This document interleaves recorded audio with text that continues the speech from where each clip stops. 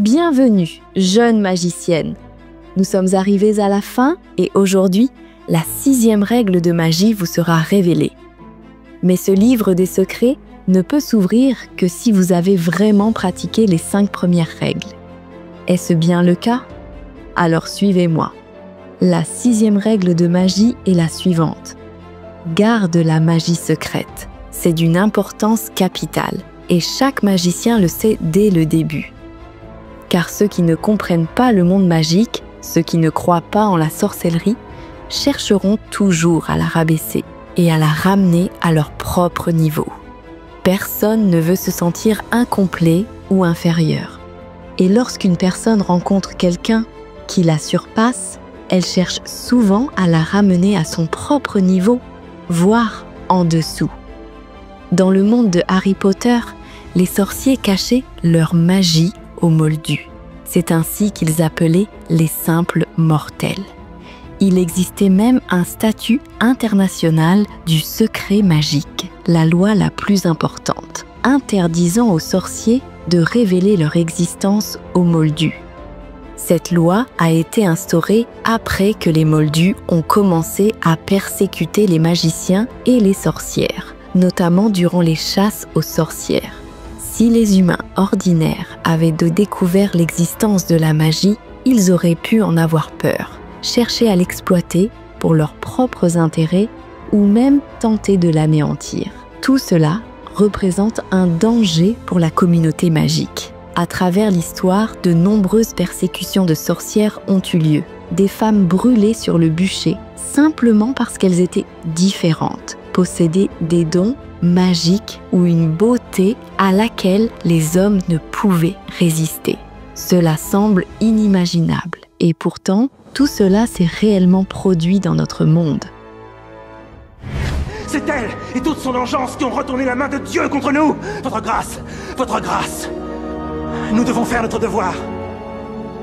Véronica Franco, vous vacillez debout au bord du gouffre de l'enfer. C'est pourquoi la 6e règle de la magie est sacrée. Garde la magie secrète. À toutes les époques, la véritable connaissance a toujours été cachée à ceux qui n'étaient pas prêts à la recevoir. Les grandes âmes, porteuses de lumière, ont constamment été confrontées à l'incompréhension, à l'envie et au jugement. Car les gens ordinaires, incapables de reconnaître la vérité, perçoivent souvent la pureté et la force comme une menace. Continuez. Il séduisait les gens. Il enseignait de fausses et répugnantes doctrines. Mais maintenant, je vous dis, aimez vos ennemis et priez pour ceux qui vous condamnent. Car si vous aimez seulement ceux qui vous aiment, quelle récompense y a-t-il à cela? C'est précisément pour cette raison que le Christ a été persécuté, que Bouddha a été rejeté. Tous les grands maîtres éclairés de l'histoire savaient qu'ils ne seraient jamais acceptés par la majorité et qu'ils seraient toujours en danger. L'ego d'une personne ordinaire ne lui permet tout simplement pas de reconnaître ses propres limites, car cela exigerait de l'humilité et la volonté d'apprendre de quelqu'un qui lui est supérieur. Mais lorsqu'un homme est égoïste, lorsqu'il est arrogant, et plus encore lorsqu'il est roi, il se sent menacé. Tout comme le pharaon s'est senti menacé par Moïse et a cherché à le détruire, lui et son peuple. Tout comme le roi Hérode s'est senti menacé par le Christ et a voulu le faire tuer, ainsi que tous ses disciples. Tout comme les rois voyaient en Bouddha une menace permanente pour leur pouvoir et tentaient de le discréditer et de salir son nom. Monsieur, nous avons un gros problème. Il y a une révolution dans le pays. Chaque jeune garçon veut devenir un disciple de Bouddha. Ils quittent leurs parents, abandonnent femmes et enfants, renoncent à tous les plaisirs et rejoignent ceux qui marchent sur le chemin du salut. À cause de cela, Magadha va perdre sa jeunesse. Le problème devient sérieux. Les jeunes femmes prêtes à se marier ne se marient fort Les rangs de notre armée ne sont pas renforcés par de nouvelles recrues. Votre problème concerne-t-il la société? Nous ne sommes pas préoccupés par les problèmes sociaux. Nous craignons seulement la stagnation économique. Vous êtes riche. L'argent peut être utilisé comme une idée. Agissez. Achetez des gens et demandez-leur de répandre des rumeurs selon lesquelles tous les hommes justes sont des escrocs. Défiez les justes. Effacez-les de la surface de la terre. Ce n'est pas difficile. Nous y arriverons. La véritable force suscite toujours la peur et l'envie chez ceux qui sont plus faibles. Lorsqu'une personne dépourvue de savoir et de talent se trouve en présence d'un être rayonnant de lumière, son ego se soulève aussitôt. Elle se sent insignifiante, inférieure, indigne, et si elle n'est pas prête à surmonter son orgueil, si elle refuse d'apprendre, alors, au lieu de reconnaître ses propres limites, elle commencera à juger celui qui lui est supérieur, à le dénigrer et à l'abaisser. C'est précisément pour cette raison que les hommes ont déposé des rameaux de palmier devant le Christ lorsqu'il est entré à Jérusalem.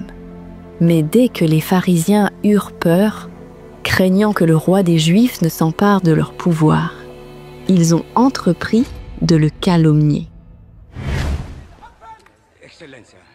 Votre grâce, s'il vous plaît.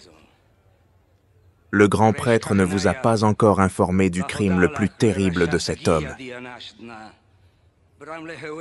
Il est devenu le chef d'une grande et dangereuse secte. Il l'appelle le fils de David. Il se prend pour le Messie. Et ce même peuple, ces mêmes gens simples qui l'avaient acclamé peu de temps auparavant, se mirent à lui jeter des pierres et à crier « Crucifiez-le ». Il en a toujours été ainsi. Chaque saint, chaque maître a été attaqué. Car les hommes ordinaires sont simplement incapables d'accepter qu'un être puisse être plus pur, plus fort et plus sage qu'eux. Il leur est plus facile de le traiter de fou, de sectaire ou d'hérétique que d'admettre qu'ils se trouvent face à une lumière pour laquelle ils ne sont pas encore prêts de recevoir. Il faut donc les faire paraître mauvais. Ce sont des drogués. Ils pratiquent la fraude, la débauche. Les gens tombent malades après avoir communiqué avec eux. Certains sont même morts. Il faut trouver des gens qui acceptent de devenir des victimes pour de l'argent, pour qu'on puisse les accuser de terrorisme, etc. Et quand il y aura beaucoup d'informations négatives sur eux dans les médias, quand les gens commenceront à se détourner à cause de cette calomnie et de cette diffamation, alors on pourra emprisonner Arthur et ceux qui essaieront d'ouvrir les yeux des gens sur la vérité comme lui. Ce n'est plus la 37e année, ce n'est plus l'Inquisition, c'est l'époque de la guerre de l'information. Et l'essentiel est de détruire non pas la personne, mais sa réputation, son nom, de la discréditer aux yeux du public et par son exemple tous les autres diseurs de vérité qui ont la langue bien pendue ou qui pourraient l'avoir dans un avenir proche.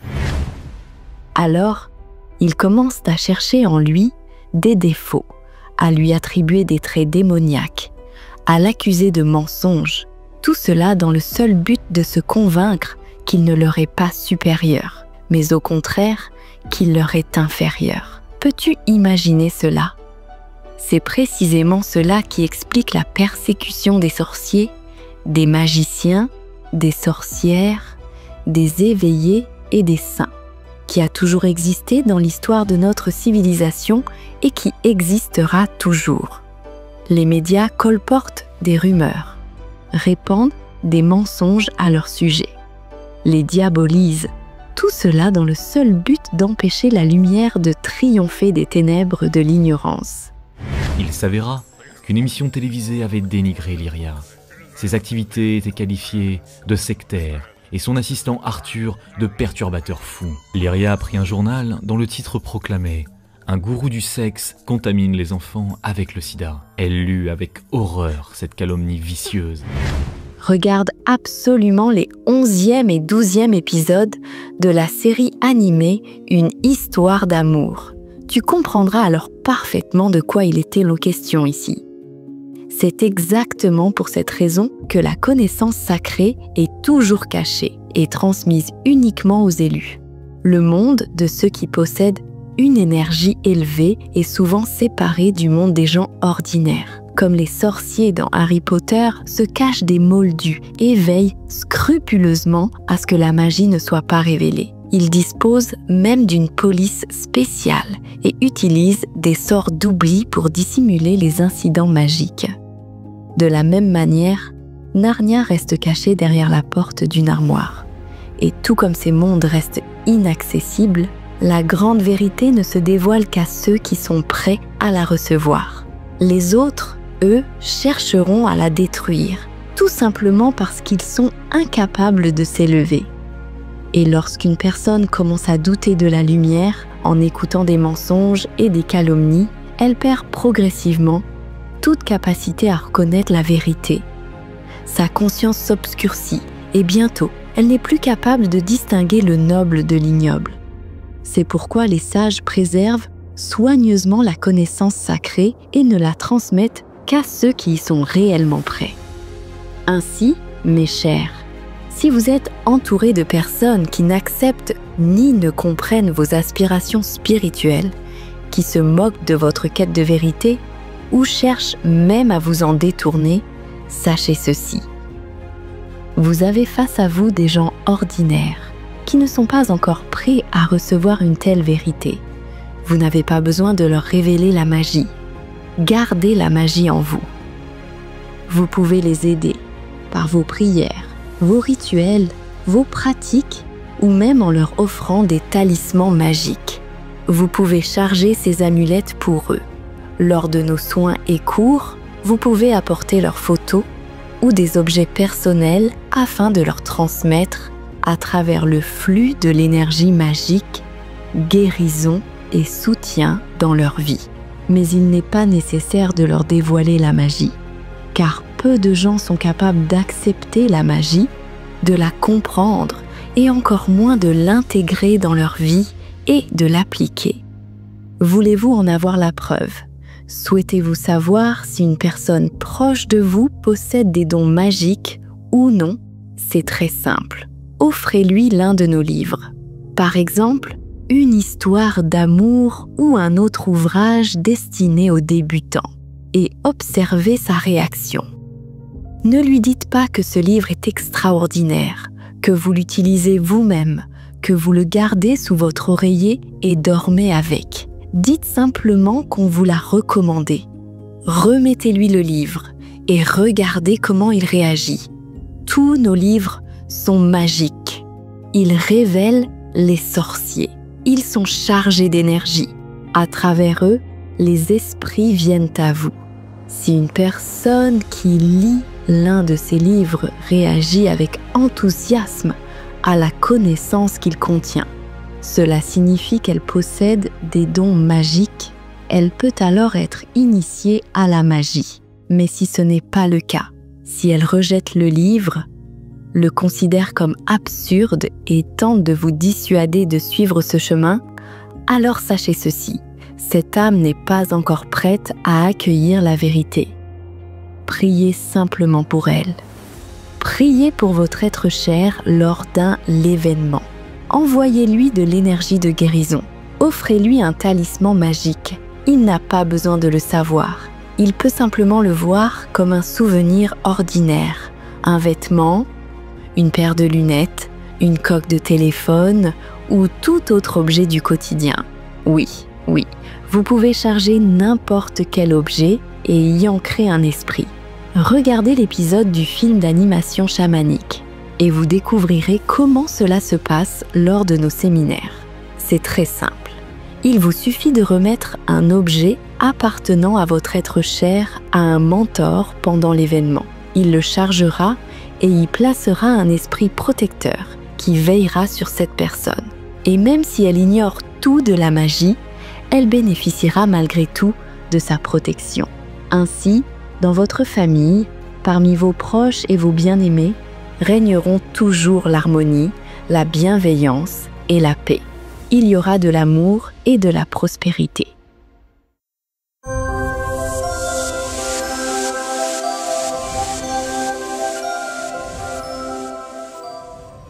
J'ai moi-même voulu améliorer ma relation avec mon mari. Autrefois, nous étions proches et partagions tout. Mais avec le temps, notre lien s'est détérioré jour après jour. C'est pourquoi je me suis tournée vers les guides de l'école, j'ai commencé à participer aux événements, aux retraites et aux voyages spirituels, dans l'espoir de sauver notre relation. Un jour, mon mari a cessé de me donner de l'argent pour les événements spirituels. Il s'est mis à me critiquer sans cesse. « Où vas-tu ? De quoi t'occupes-tu ? Tu n'as pas besoin de tout ça, c'est du sectarisme, des absurdités. Ou bien me trompes-tu » Ses reproches se sont multipliés. Il voulait que je reste constamment à la maison, que je ne voyage plus nulle part et que je ne gaspille pas d'argent. Je souffrais énormément de cette situation, car participer aux événements me rendait profondément heureuse. Je sentais l'énergie m'envahir, mes dons s'éveiller. J'y croyais. J'étais persuadée que notre relation pouvait s'améliorer. Je me suis confiée à ma mentor et lui ai parlé sincèrement de mon problème. Elle m'a conseillé de ne plus rien dire à mon mari sur les événements spirituels, de ne plus lui parler de mes activités et de garder pour moi tous mes secrets féminins, comme le faisaient autrefois les grandes reines, Cléopâtre, Roxolana, Scheherazade. Ma mentor m'a révélé la 6e règle de la magie. Garde la magie secrète. Il ne faut pas tout raconter dans les moindres détails. Au début, j'étais sceptique. Comment est-ce possible ? Après tout, mon mari et moi avons toujours eu une relation basée sur la confiance. Mais j'ai décidé d'essayer et de me laisser guider par la force. Dès que j'ai suivi ce conseil, c'était comme si notre relation renaissait. J'ai pris davantage soin de moi, j'ai fait plus de compliments à mon mari et lorsqu'il me demandait où j'étais, je répondais calmement que j'étais avec des amis, que je m'étais reposée, que j'étais partie pour me ressourcer ou profiter d'un séjour bien-être. Il existait 1000 raisons anodines qui ne pouvaient éveiller aucun soupçon. Mais le plus important, c'est que je lui disais toujours « Mon amour, tout ce temps, je n'ai pensé qu'à toi. J'ai imaginé t'enlacer, t'embrasser, te préparer un somptueux dîner. Je t'ai toujours gardé en pensée. Mon roi, mon amour. » Ces mots ont profondément touché mon mari.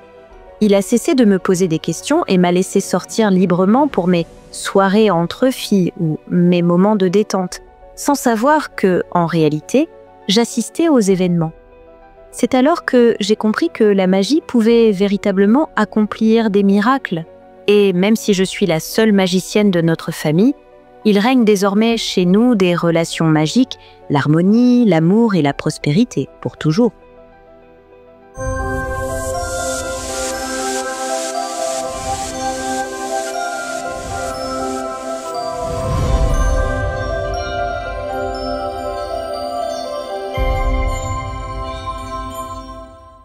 Si cette vidéo t'a plu et que tu es vraiment prête à devenir une véritable magicienne, alors aime cette vidéo, partage-la avec d'autres, car il est essentiel de connaître les lois de la magie et d'apprendre à accomplir des miracles pour transformer ce monde, le rendre plus beau et plus heureux. Abonne-toi à notre chaîne et active la cloche, car la prochaine leçon arrive très bientôt. Pendant cette période extrême, où le destin de la planète entière est en jeu, il est très important que la connaissance des anges et des esprits de lumière se propage le plus rapidement possible à travers le monde et atteigne des milliers de personnes. De cette façon, nous pouvons changer l'avenir de toute l'humanité. Alors nous nous tournons vers toi, chère âme de lumière. Partage la connaissance concernant nos livres sages et nos films. Partage les liens vers des vidéos ou des dessins animés. Tout cela est disponible et gratuit. Invite les femmes à des pratiques individuelles, des webinaires et des séminaires, et le grand esprit de lumière t'aidera, à toi et à ta famille, en dirigeant une énorme quantité d'énergie pour réaliser tous tes désirs. Les esprits lumineux et les anges t'aideront, à toi et tes proches dans tous les domaines. Le fil de la lumière et de l'amour de ton cœur atteint le cœur des femmes en recherche. Et la création du bien, la diffusion de la connaissance de lumière dans le monde commence. Rejoins cette mission de lumière. Aide les gens et Dieu t'aidera.